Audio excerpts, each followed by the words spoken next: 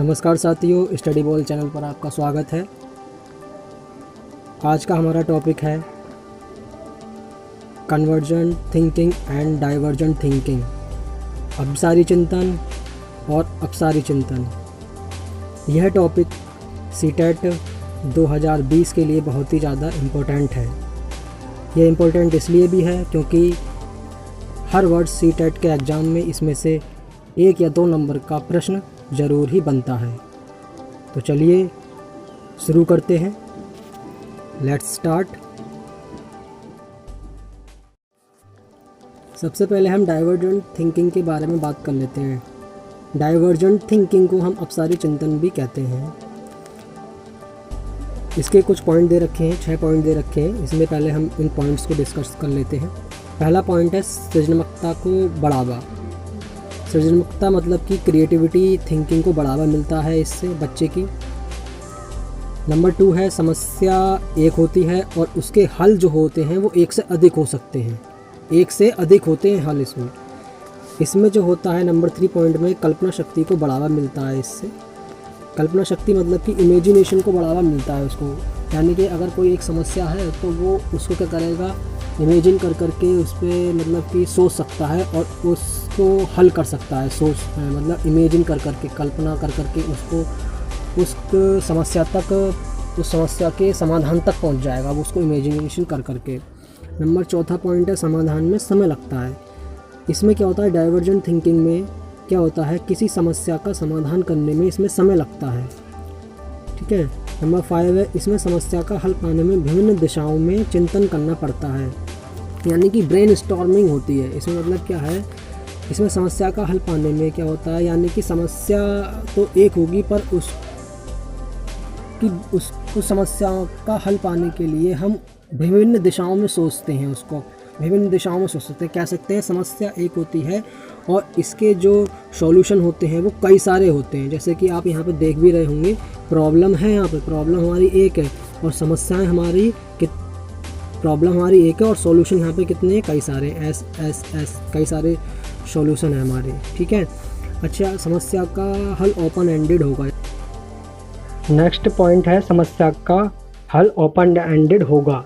कहने का मतलब है बच्चे को एक समस्या दी गई, ठीक है। अब बच्चे का दिमाग जो है वो ओपन है, यानी कि उस बच्चे का दिमाग जो है वो खुला हुआ है कि वह उसका हल जो है, उसका समाधान जो निकाले, वो अपने दिमाग को डाइवर्ज करते हुए उस समस्या का हल दे। किस तरीके से दे, यानी कि विभिन्न दिशाओं में सोचते हुए या चिंतन करते हुए वो उस समस्या का समाधान निकाल दे। ठीक है। जैसे कि आप ये प्रश्न देख रहे होंगे, यानी कि एग्जाम्पल देख रहे होंगे एक, जैसे कि बॉक्स प्लस बॉक्स फिर बराबर का साइन लगाया 10 है। ये हमने बच्चों को प्रश्न दिया, टीचर ने, अध्यापक ने। तो बच्चा क्या करेगा, इसमें अपनी डाइवर्जेंट थिंकिंग का यूज़ करेगा, अपसारी चिंतन का यूज़ करेगा, क्रिएटिविटी का यूज़ करेगा। बच्चा क्या करेगा, इसमें 5 + 5 = 10 ये भी कर सकता है बच्चा। 6 + 4 = 10 ये भी कर सकता है बच्चा। 8 + 2 = 10 ये भी लिख सकता है। हो सकता है ये सारे लिख दे। तो कहने का मतलब ये है कि बच्चे की इसमें डाइवर्जेंट थिंकिंग को बढ़ावा मिलेगा। और ये डाइवर्जेंट थिंकिंग जो होती है 1ली से 5वीं क्लास तक के बच्चों के लिए बहुत ज़्यादा यूज़फुल होती है। यानी कि टीचर जो है डाइवर्जेंट थिंकिंग का ही सबसे ज़्यादा यूज़ करते हैं बच्चों के लिए। 1ली से 5वीं तक के क्लास के बच्चों के लिए डाइवर्जेंट थिंकिंग का बहुत ज़्यादा यूज़ किया जाता है टीचर्स के द्वारा। तो कह सकते हैं डाइवर्जेंट थिंकिंग जो होती है कन्वर्जेंट थिंकिंग की अपेक्षा अच्छी मानी जाती है। कन्वर्जेंट थिंकिंग जो अभिसारी चिंतन जो होता है ये हमारा 8th क्लास से आगे बढ़ता है। 8th और 8th क्लास से अपर क्लासेस के लिए ये यूज़ किया जाता है कन्वर्जेंट थिंकिंग, क्योंकि कन्वर्जेंट थिंकिंग जो होता है वो फैक्चुअल बेस्ड क्वेश्चन होते हैं, उनका हमें आंसर फैक्चुअल के रूप में देना पड़ता है। ठीक है। नेक्स्ट, कन्वर्जेंट थिंकिंग, अभिसारी चिंतन। 6 पॉइंट है। पहला पॉइंट, समाधान क्लोज एंडेड होता है, यानी कि हल जो होता है या सॉल्यूशन जो होता है वो क्लोज एंडेड होता है। जैसे कि मान लीजिए एक क्वेश्चन है, पूछा what is the capital of India, तो उसका आंसर जो होगा वो क्या होगा, न्यू दिल्ली तो होगा। तो ऐसा तो नहीं कि बच्चा उसे इमेजिन करे, वो कहेगा कोलकाता होगा, कोलकाता, चेन्नई कह दे, लखनऊ कह दे, ऐसा नहीं। जब उसका जो फैक्ट आंसर जो है वो क्या है, न्यू दिल्ली है। तो ये जो इस प्रकार के जो क्वेश्चन होते हैं वो क्लोज एंडेड वाले क्वेश्चन कहलाते हैं और ये कन्वर्जेंट थिंकिंग में आते हैं। मतलब कि ऐसा सॉल्यूशन जिसका केवल फैक्ट पर आधारित होते हैं, वो ऐसे सॉल्यूशन केवल फैक्ट पर आधारित होते हैं, तथ्यों पर आधारित, बेस्ड ऑन फैक्ट्स। मतलब कि इसमें सॉल्यूशन जो होता है वो फैक्ट पर आधारित होते हैं, फैक्ट बेस्ड होते हैं। कैसे?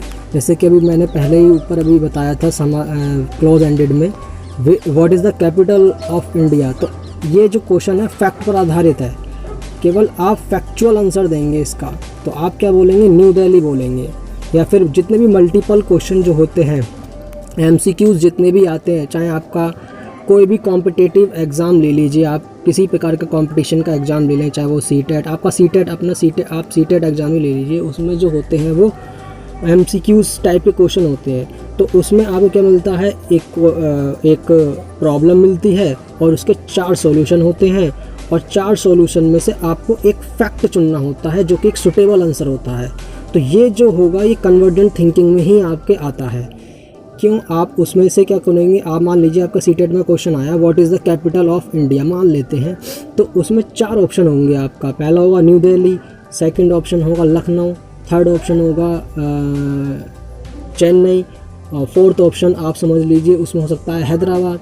तो फैक्ट आंसर लगाएंगे ना आप, जो को फैक्ट आपको बिल्कुल पता होगा तो वो आप वो ही लगाएंगे। जैसे कि इसका फैक्ट आंसर क्या है? न्यू दिल्ली, तो आप न्यू दिल्ली लगाएंगे। ठीक है, तो ये होता है कन्वर्जेंट थिंकिंग। थर्ड है सॉल्यूशन तुरंत प्राप्त होता है। इसमें क्या है? सॉल्यूशन जो है वो तुरंत प्राप्त हो जाता है। ठीक है, इसमें अगला है फोर्थ रेखीय चिंतन, यानी कि ये जो कन्वर्जेंट थिंकिंग जो होती है वो रेखीय चिंतन होती है, मतलब एक रेखीय उसमें चलती है, लीनियर थिंकिंग बोलते हैं इसको। अगला है 5 है समाधान ज़्यादा शुद्ध होगा। इसमें क्या होता है? जो सॉल्यूशन जो होता है वो बिल्कुल परफेक्ट यानी कि बहुत ज़्यादा शुद्ध होता है, बिल्कुल शुद्ध होता है इसमें। नंबर 6 है समस्या एक ही बिंदु पर केंद्रित होगी। यहाँ पर समस्या जो होती है वो केवल एक ही पॉइंट पर केंद्रित होगी। जैसे कि मैंने क्वेश्चन पूछा था what is the capital of India, तो हमारी समस्या जो है वो केवल एक ही बिंदु पर है, यानी कि हमें जो आंसर देना है what is the capital of India इसी का देना है, इसी पे केंद्रित है। तो इससे जो आंसर जो बनेगा वो न्यू दिल्ली बनेगा। तो इसलिए ये जो है समस्या जो है एक ही बिंदु पर केंद्रित होती है। जैसे एक एग्जाम्पल और ले लेते हैं, जैसे कि 6 + 4 = खाली स्थान। तो यहाँ पर क्या आएगा? यहाँ पर हम एक ही तो आंसर दे सकते हैं 10। तो अगर हम इसको क्वेश्चन दें 6 + 4, तो बच्चा यहाँ पर क्या लिखेगा?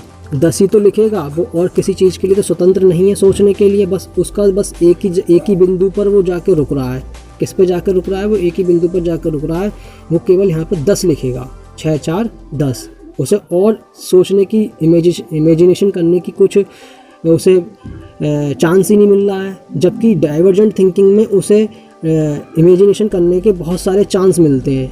जैसे कि एक एग्जांपल मैंने पीछे भी उसमें बताया था। चलिए अब आगे हम कुछ और पिक्चर देख लेते हैं, उससे और अच्छी तरीके से हम समझ जाएंगे। चलिए इसको इस इमेज से समझते हैं।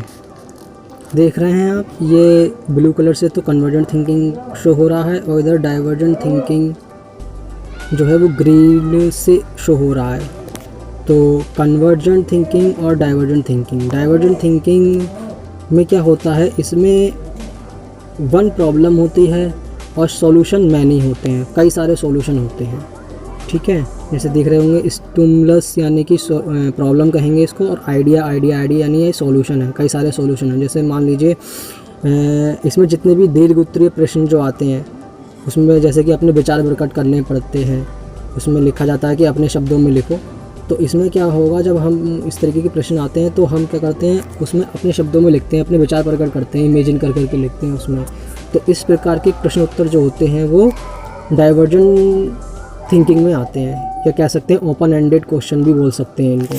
ठीक है, उसमें बच्चा स्वतंत्र है अपने विचार लिखने के लिए। ठीक है, जैसे कि एक क्वेश्चन दे दिया जाए कि अच्छा किसी बच्चे से पूछा जाए कि बताओ कि अगर तुम बना दिया जाए तो तुम क्या क्या काम करोगे। तो बच्चा क्या करेगा, इसमें इमेजिन कर करके बताएगा कि मैं ये करूँगा, कि मैं ये करूँगा, कि मैं ये करूँगा, मैं वो करूँगा। बच्चे को इसमें बच्चे का इमेजिनेशन बढ़ रही है, इसमें बच्चा इमेजिनेशन कर करके बता रहा है। ठीक है। कन्वर्जेंट थिंकिंग में क्या होता है, इसमें क्या होता है, सॉल्यूशन जो होता है वो फैक्चुअल होता है, फैक्ट पर आधारित होता है। इसमें क्या होते हैं, आपको प्रश्न इस तरीके के मिलते हैं तुम्हें, जैसे कि मल्टीपल क्वेश्चन मिल जाएंगे, MCQs जो टाइप के होते हैं, ठीक है। जैसे कि सही गलत मिल जाएंगे आपको, इसमें खाली स्थान, इस तरीके के जो आते हैं कन्वर्जेंट थिंकिंग में आते हैं। जैसे कि ये है कि कन्वर्जेंट थिंकिंग में जैसे कि इस तरीके का क्वेश्चन आएगा, राम ने रावण को कहाँ मारा था, तो इसका आंसर क्या होगा, एक फैक्ट आंसर होगा कि भाई श्रीलंका में मारा था, यानी कि जो लंका उसमें तो लंका कहते थे, श्रीलंका है, तो लंका में मारा गया था रावण, ठीक है।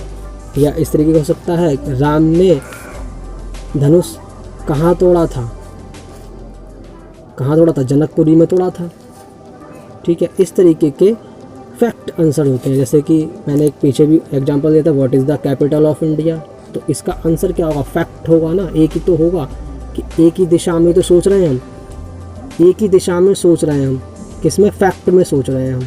जैसे कि what is the capital of India, तो आपका आंसर होगा new Delhi. What is the prime minister of India, तो आप क्या कहेंगे, मिस्टर नरेंद्र मोदी।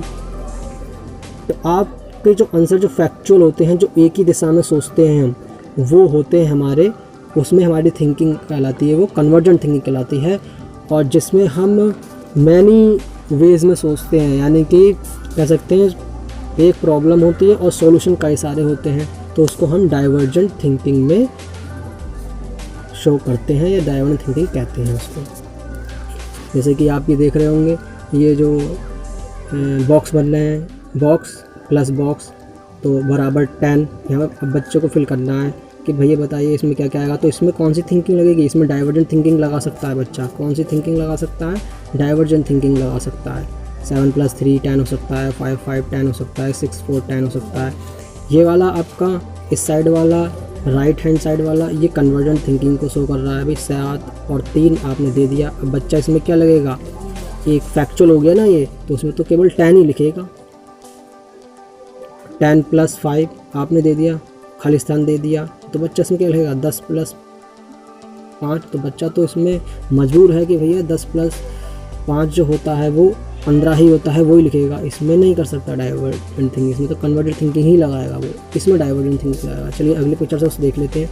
ये देखिए यहाँ पे आपको दिख रहा है, एक साइड में ये 3 बल्ब दिख रहे हैं लेफ्ट हैंड में, तो ये कन्वर्जेंट थिंकिंग को शो कर रहे हैं, ठीक है। आप एक दुकान पर गए, आपने कहा भाई बल्ब दिखा दीजिए, तो उसने क्या करा, एक जैसे ही सब बल्ब दिखा दिए, तो आपको वहाँ क्या हुआ, आपको डाइवर्स नहीं, मतलब कई सारे नहीं दिखाए गए बल्ब, अलग अलग तरीके के नहीं दिखाए गए, दिखाए तो कई सारे गए पर अलग अलग तरीके के नहीं दिखाए गए, अलग अलग डिज़ाइन के नहीं दिखाए गए, एक ही डिज़ाइन के, एक ही ब्रांड के और दिखा दिए गए बल्ब आपको। तो वो क्या कर रहा है, कन्वर्जेंट थिंकिंग को शो कर रहा है। अब राइट हैंड में जो आप देख रहे हैं वो डाइवर्जेंट थिंकिंग को दिखा रहा है। देखिए कितने सारे बल्ब हैं, अलग अलग डिज़ाइन के बल्ब हैं, ठीक है।